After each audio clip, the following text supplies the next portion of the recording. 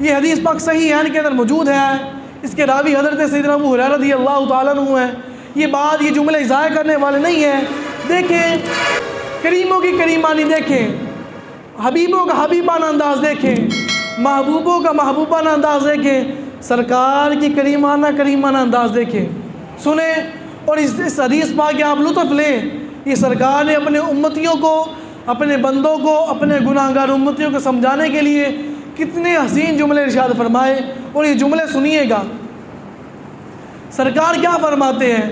سرکار اپنے صحابہ سے فرماتے ہیں کہ اے میرے صحابہ، اگر کسی بندے کے گھر کے باہر سے نہر گزرتی ہو، کیا فرمایا جی؟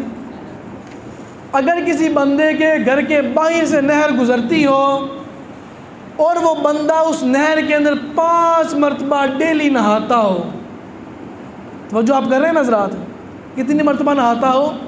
5 مرتبہ۔ وہ بندہ ڈیلی 5 مرتبہ نہاتا ہو، سرکار فرماتے کہ میرے صحابہ بتاؤ کیا اس بندے کے، کیا اس مومن کے جسم پر کوئی میل کچیل باقی رہے گی؟ صحابہ نے عرض کی حضور نہیں رہے گی۔ جیڑا بندہ 5 باری نہاندا ہوئے، ممکن ہی نہیں ہے کہ اس کے جسم پر کوئی میل رہ جائے۔ پھر کیا فرمایا؟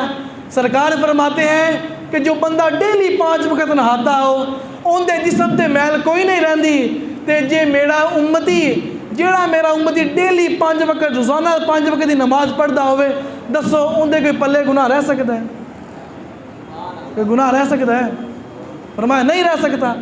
فرمایا یہ میری امتی کی مثال ہے، ڈیلی 5 نمازیں پڑھتا رہے، ڈیلی 5 وقت وہ رب کی بارگاہ کے اندر حاضر ہوتا رہے، مالک اس کے گناہوں کو پاک کرتا رہتا ہے، اس کو نیکیوں کے اندر تبدیل کرتا رہتا ہے۔ تو اب ہمیں کیا کرنا چاہیے؟ نمازیں پڑھنی چاہیے یا نہیں؟ پڑھنی چاہیے۔